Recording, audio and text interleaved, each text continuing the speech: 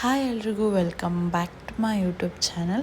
ಇದು Friday vlog ಆಗಿರುತ್ತೆ. ಬೆಳಗ್ಗೆನೇ ಪಾತ್ರೆ ಎಲ್ಲ ತೊಳೆದಿಟ್ಬಿಟ್ಟಿರ್ತೀನಿ ಹಿಂದಿನ ದಿನವೇ.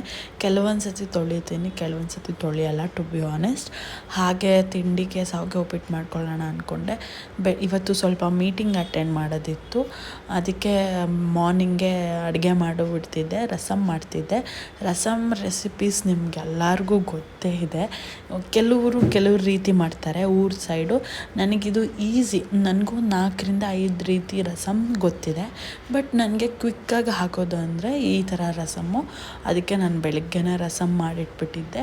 ಮಧ್ಯಾಹ್ನ ಮೀಟಿಂಗಿಂದ ಬಂದು ಪ್ರಿಪೇರ್ ಮಾಡೋಕ್ಕಾಗಲ್ಲ, ಟಯರ್ಡ್ ಆಗಿಬಿಟ್ಟಿರ್ತೀನಿ ಅಂತ.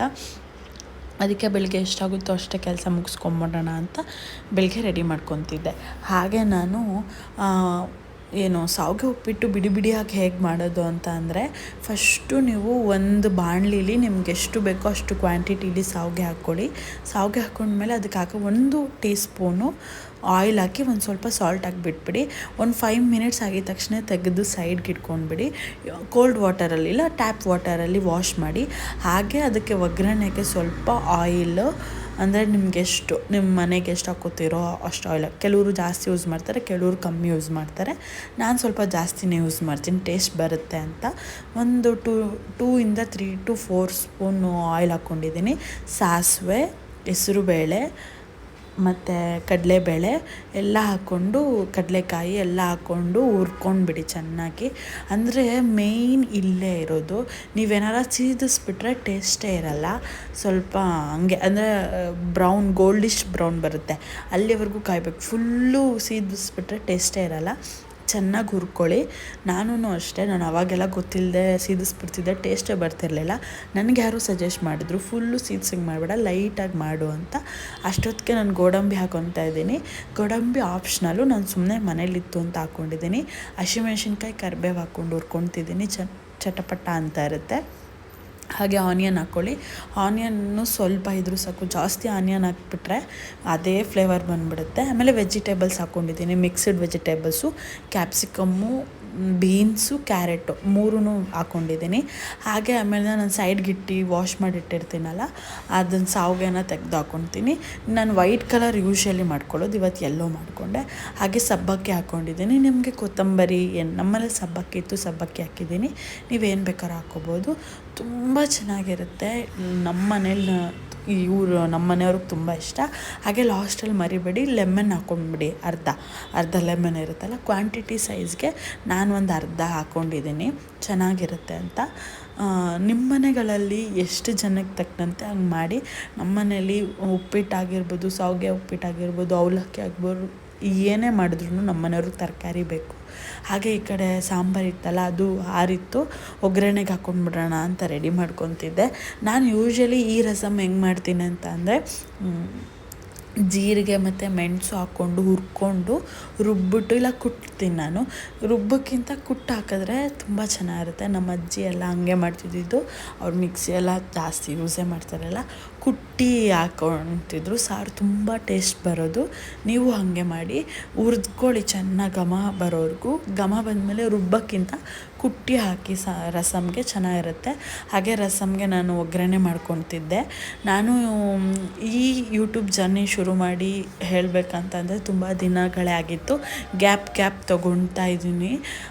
ಇನ್ಮೇಲೆ ಕಂಟಿನ್ಯೂಸ್ ವ್ಲಾಗ್ ಹಾಕ್ತೀನಿ. ನಾನು ಮಿಸ್ ಮಾಡ್ಕೊಳ್ದೆ ಹಾಕ್ಬೇಕಂತ ಅಂದ್ಕೊಂಡಿದ್ದೀನಿ. ಸಮ್ ಸಿಚುವೇಶನ್ಸಿಂದ ನಾನು ಸ್ಟಾಪ್ ಮಾಡಿರ್ಬೋದು, ಏನೇ ಇದ್ದರೂ. ಆಮೇಲೆ ನಾನು ಇಂಟ್ರಡಕ್ಷನ್ ವೀಡಿಯೋ ಕೊಟ್ಟಿಲ್ಲ, ಅದನ್ನು ಅಪ್ಲೋಡ್ ಮಾಡ್ತೀನಿ ಸದ್ಯದಲ್ಲೇ. ಹಾಗೆ ನಾನು ಇದೇನು ಮಾಡ್ತಿದ್ದೀನಿ ಅಂದರೆ, ನಾನು ಫಸ್ಟು ಅಡುಗೆ ಕೆಲಸ ಎಲ್ಲ ಮುಗಿಸ್ಕೊಂಡ್ಬಿಡ್ತೀನಿ ಮನೇಲಿ. ಆಮೇಲಿಂದ ನನಗೆ ಮನೆ ಕಸ ಗುಡಿಸೋದು, ಮನೆ ಒರೆಸೋದು, ಪಾತ್ರೆ ತೊಳೆಯೋದು, ಆ ಥರ. ಇವತ್ತು ಮೀಟಿಂಗ್ ಇರೋದ್ರಿಂದ ಕಸ ಗುಡಿಸ್ದೆ ಅಷ್ಟೇ, ಮನೆಯೆಲ್ಲ ಒರೆಸ್ಲಿಲ್ಲ, ಟೈಮ್ ಆಗೋಗಿತ್ತು. ಕಸ ಗುಡಿಸಿ ನಾನು ಸ್ನಾನ ಮಾಡಿಕೊಂಡು ರೆಡಿಯಾಗಿ ಹೊರಟೆ. ಕ್ಯಾಬ್ ಕಾಯ್ತಾಯಿತ್ತು. ಕ್ಯಾಬ್ ಬಂದು ಕಾಯಿಸಿ ನಾನು ಹೊರಟೆ. ಮೀಟಿಂಗಲ್ಲಿ ಎಲ್ಲ ವೀಡಿಯೋ ಮಾಡ್ಕೊಳ್ಳೋ ಹಾಗಿಲ್ಲ.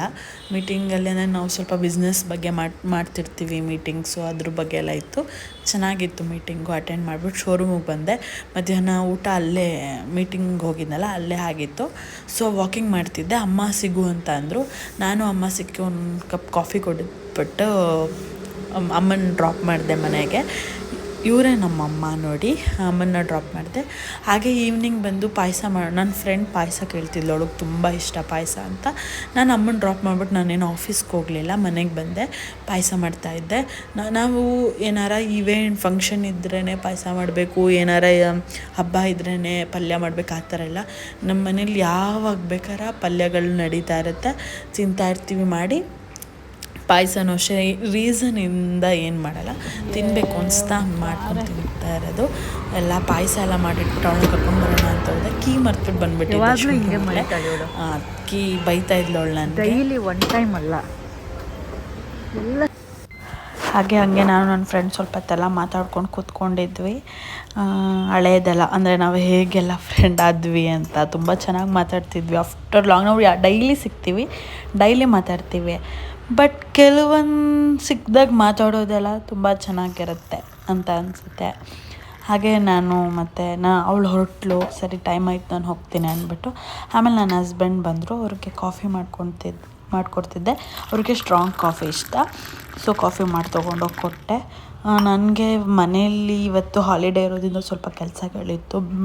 ಬೆಳಿಗ್ಗೆ ತಾನೇ ಬಟ್ಟೆ ಎಲ್ಲ ಒಗೆದಿದ್ದೆಲ್ಲ ತೊಗೊಂಡು ಬರೋಣ ಅಂತ ಸಂಜೆ ನಾನು ಮತ್ತು ನನ್ನ ಹಸ್ಬೆಂಡ್ ಹೋಗಿದ್ವಿ. ಹಾಗೆ ಮಾತಾಡಿಕೊಂಡು ತೊಗೊಂಡು ಬಂದ್ವಿ. ವೆದರ್ ಮಾತ್ರ ಸಖತ್ತಾಗಿದೆ. ಮೇಲ್ಗಡೆ ನಿಂತ್ಕೊಂಡು ನೋಡ್ತಿದ್ರೆ ತುಂಬ ಚೆನ್ನಾಗಿತ್ತು. ನಾನು ಯೂಶ್ವಲಿ ಮೇಲೆಲ್ಲ ಬಟ್ಟೆ ಒಣಗಾಕಲ್ಲ, ಮನೆ ಮುಂದೆನೇ ಸ್ಟ್ಯಾಂಡ್ ಇದೆ, ಒಣಗಾಕ್ಬಿಡ್ತೀನಿ. ಮನೆಯಲ್ಲೇ ಇದ್ವಿ ಇವತ್ತು, ಆಫೀಸ್ಗೇನು ಹೋಗಿರಲಿಲ್ಲ, ಕಸ್ಟಮರ್ಸ್ ಯಾರೂ ಇರಲಿಲ್ಲ. ಹಾಗೆ ವ್ಲಾಗ್ನ ಎಂಡ್ ಮಾಡ್ತಿದ್ದೀನಿ. Thank you.